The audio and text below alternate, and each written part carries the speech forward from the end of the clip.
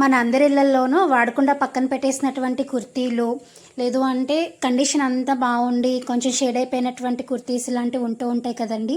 ఇప్పుడు నేను మీకు చూపిస్తున్నటువంటి కుర్తీ ఏంటంటే కొంచెం కండిషన్ బాగానే ఉంది కానీ అక్కడక్కడ కొంచెం చిరిగిపోయిందండి. సో దీంతో మంచి మంచి డిఐవైస్ అయితే షేర్ చేస్తాను. సో ఫస్ట్ ఐడియా ఏంటో చూసేద్దాము. నేను ఇక్కడ అంబ్రెల్లా టాప్ తీసుకున్నాను. ఇలా మధ్యకైతే కట్ చేసుకోవాలి. ఇలా కట్ చేసుకున్న తర్వాత నేను తీసుకున్నటువంటి అంబ్రెల్లా ఫ్రాక్కి ఎదురొచ్చేసి డిజైన్ వచ్చిందండి. బ్యాక్ సైడ్ అంతా ప్లెయిన్ వచ్చింది. ఈ రెండింటిని నేను విడివిడిగా ఇలా ఓపెన్ చేసుకున్న తర్వాత ఐరన్ చేసుకున్నానండి. మనం చేసుకున్నటువంటి డిఐవై నీట్గా రావడం కోసం ఇలా ఐరన్ చేసుకున్న తర్వాత నేను ఇంకా దీన్ని ఏమీ కట్ చేయలేదండి. ఉన్నదే కొలతలు చూపిస్తున్నాను. వెడల్పు వచ్చేసి 29 ఇంచెస్ ఉంది, పొడవు వచ్చేసి 25 ఇంచెస్ ఉంది. ఇప్పుడు ఒక బియ్యం సంచి తీసుకుని దీనికంటే కూడా చుట్టూ ఒక 1.5 ఇంచు తక్కువ ఉండేలాగా కట్ చేసుకున్నాను.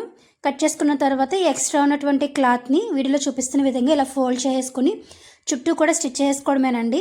మీ దగ్గర ఒకవేళ మిషన్ లేకపోతే చేత్తో అయినా స్టిచ్ చేసుకోవచ్చు, లేదంటే గమ్తో కూడా మీరు అటాచ్ చేసుకోవచ్చు అండి. స్టిచ్ చేయాలని ఏమీ లేదు.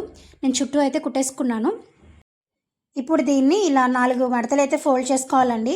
ఈ ఫోల్డింగ్ అనేది చూడడానికి కష్టంగా అనిపిస్తుంది కానీ 1-2 సార్లు మీరు ప్రాక్టీస్ చేశారంటే ఈజీగా వచ్చేస్తుందండి. ఇలా 4 మడతలు పెట్టుకొని ఈ మధ్యలో ఫింగర్తో ప్రెస్ చేసి ఈ చివరన్నటువంటి కార్నర్ని మధ్యలోకి ఇలా ట్రయాంగిల్ షేప్ వచ్చే విధంగా ఫోల్డ్ చేసుకోవాలండి. చాలా సులువు. 1-2 టైమ్స్ ప్రాక్టీస్ చేస్తే వచ్చేస్తుంది. ఇలా ఫోల్డ్ చేసుకుని మళ్ళీ వెనక్కి తిప్పేసి మళ్ళీ సేమ్ ఇదే విధంగా ఆ చివరన ఉన్నటువంటి కార్నర్ని తీసుకొచ్చి మధ్యలోకి పెట్టుకొని ఇలా ట్రయాంగిల్ షేప్ వచ్చే విధంగా ఫోల్డ్ చేసుకోవాలండి. ఫోల్డ్ చేసుకుని హ్యాండ్స్ తోటి కరెక్ట్గా వచ్చేలాగా ప్రెస్ చేసుకోవాలి. ఇప్పుడు ఆ చివరన ఉన్నటువంటి క్లాత్ని ఇటువైపు మళ్ళీ బ్యాక్ సైడ్ తిప్పేసి మళ్ళీ అటునున్నది ఇటువైపు వేసేసుకోవాలి.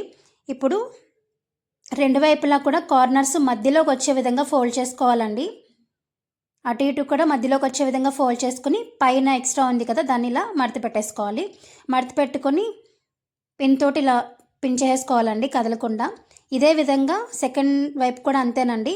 మధ్యలోకి వచ్చే విధంగా సమానంగా ఉండేలాగా చూసుకుని పై వైపుది మన వెనకది ఎలా అయితే మడత పెట్టుకున్నామో దానికి సమానంగా ఉండేలాగా మడత పెట్టేసుకుని పిన్ అయితే పెట్టేసుకోవాలి. ఇప్పుడు మనం పిన్ పెట్టుకున్న ఈ లైన్ ఉంది చూసారా, దీన్ని సూది దారంతో స్టిచ్ చేసుకోవడమేనండి. చాలా సులువు. ఈ ఫోల్డింగ్ అనేది చూడడానికి అలా అనిపిస్తుంది కానీ జస్ట్ ఒక 2-3 టైమ్స్ ప్రాక్టీస్ చేశారంటే చాలా ఈజీగా వచ్చేస్తుంది. ఇప్పుడు దీన్ని 2 అంటే మధ్యలో మనకి ఓపెన్ కలవకుండా మధ్యలో మన హ్యాండ్ పెట్టేసి ఈ చివరి నుంచి ఆ చివరికి స్టిచ్ చేసుకోవడమే. ఇదే విధంగా రెండో వైపు కూడా స్టిచ్ చేసుకోవడమేనండి. ఇలా స్టిచ్ చేసుకుని ఓపెన్ చేస్తే చూసారు కదా, క్లాత్స్ పెట్టుకోవడానికి మంచి ఆర్గనైజర్ అయితే రెడీ అయిపోయింది. ఎందుకో పనికిరాదని పక్కన పెట్టేసేటటువంటి కుర్తీస్ టాప్స్ తోటి ఇలా ఆర్గనైజర్స్ తయారు చేసుకున్నామంటే మనం బట్టలు పెట్టుకోవడానికి ఈజీగా ఉంటుందండి. ఆర్గనైజర్స్ ప్రత్యేకించి కొనాల్సిన అవసరం లేదు. అండ్ ఇలా సైడ్ అయితే డిజైన్ లాగా వస్తుందన్నమాట. నేనైతే మా పాప బట్టలన్నీ దీంట్లో పెట్టేశాను. ఎలా అనిపించిందని కామెంట్ చేయండి. నచ్చితే కనుక తప్పకుండా లైక్ చేయండి. ఐడియా నెంబర్ 2, నేను తీసుకున్నటువంటి కుర్తీకి ఇలా డిజైన్ అయితే వచ్చింది కదండి. సో దీన్ని మంచిగా ఐరన్ చేసుకున్నాను. పొడవు 25 ఇంచులు, వెడల్పు 15 ఇంచులు ఉండేలాగా కట్ చేసుకున్నానండి. ఇప్పుడు ఇదే విధంగా బియ్యం సంచి ఒకటి తీసుకుని సేమ్ ఇదే కొలతలతోటి కట్ చేసుకోవాలి. నేను తీసుకున్నటువంటి బియ్యం సంచి పొడవు అంత లేదని చెప్పి నేను ఇలా ఎక్స్ట్రా జాయింట్ అయితే పెట్టుకుంటున్నాను. మీ దగ్గర ఒకవేళ ఇవి లేకపోతే కనుక క్లాత్ బ్యాగ్స్, షాపింగ్ బ్యాగ్స్ లాంటివి ఉంటాయి కదండి, వాటిని కూడా మీరు యూజ్ చేసుకోవచ్చు. ఇప్పుడు రెండింటిని చుట్టూ కూడా జాయింట్ చేసుకోవాలి. జాయింట్ చేసుకుని పక్కన పెట్టుకుని ఇలా 2 స్ట్రిప్స్ అయితే కట్ చేసుకున్నానండి. సేమ్ క్లాత్లో నుంచి ప్లెయిన్ క్లాత్, పొడవు 17 ఇంచులు, వెడల్పు ఒక 2.5 ఇంచెస్ ఉండేలాగా కట్ చేసుకున్నాను.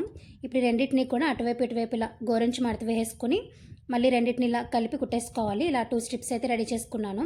ఇప్పుడు ముందుగా తయారు చేసుకున్న దానికి వీటిని జాయింట్ చేసుకోవాలండి. అటు నుంచి 5 ఇంచెస్, ఇటు నుంచి 5 ఇంచెస్కి మార్క్ చేసుకుని ఈ హ్యాండిల్ని ఇలాగా మధ్యలోకి పెట్టేసుకుని స్టిచ్ చేసుకోవడమే.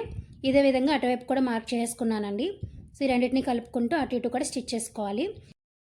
ఇప్పుడు ఈ మెయిన్ ఫ్యాబ్రిక్ ఎంతైతే పొడవులో ఉందో అంత పొడవులో ఒక క్లాత్ తీసుకుని వీడియోలో చూపిస్తున్న విధంగా ఇలా స్టిచ్ చేసుకుని లోపలికి మడత పెట్టేసుకోవాలండి. జాయింట్లు కనిపించకుండా ఉండడం కోసం 2 వైపులు అదే విధంగా చేసుకోవాలి. ఇప్పుడు ఈ బ్యాగ్ని ఇలా మడత పెట్టేసుకుని నీట్గా వచ్చే విధంగా మడత పెట్టేసుకుని ఈ కార్నర్స్లో అటు 2.5 ఇంచెస్కి ఇటు 2.5 ఇంచెస్కి ఇలా బాక్స్ లాగా డ్రా చేసుకోవాలండి. సేమ్ అటు కూడా అదే విధంగా 2.5 ఇంచెస్కి ఇలా బాక్స్ లాగా మార్క్ చేసుకుని కట్ చేసుకోవాలి. ఇక్కడ మీకు లోపల లైన్స్ కనిపిస్తున్నాయి కదా, యాక్చువల్గా నేను లైన్స్ కింద కూడా కుడదాము ఇంకా బాగుంటుంది అన్నట్టుగా నేను డ్రా చేశానండి. కానీ అది అంత నీట్గా రావట్లేదని చెప్పి నేను ఇంకా మీకు ఆ పార్ట్ అయితే చూపించలేదు. మీరు వేరే ఏదైనా ఫ్యాబ్రిక్ తీసుకుంటే కనుక మీరు ఇలా లైన్స్ డ్రా చేసుకుని ఆ లైన్స్ అంతా కుట్టుకుంటే మీకు డిజైన్ లాగా ఫామ్ అవుతుంది.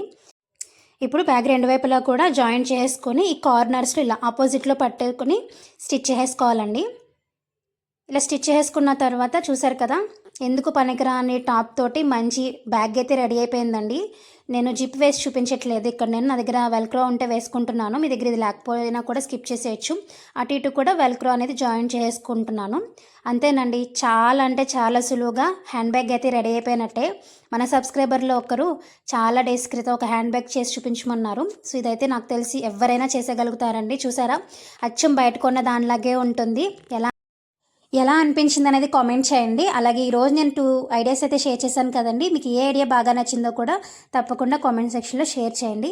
మరిన్ని ఇలాంటి వీడియోస్ కోసం మన ఛానల్ ఇప్పటివరకు సబ్స్క్రైబ్ చేసుకోకపోతే సబ్స్క్రైబ్ కూడా చేసుకోండి. Thank you so much for watching.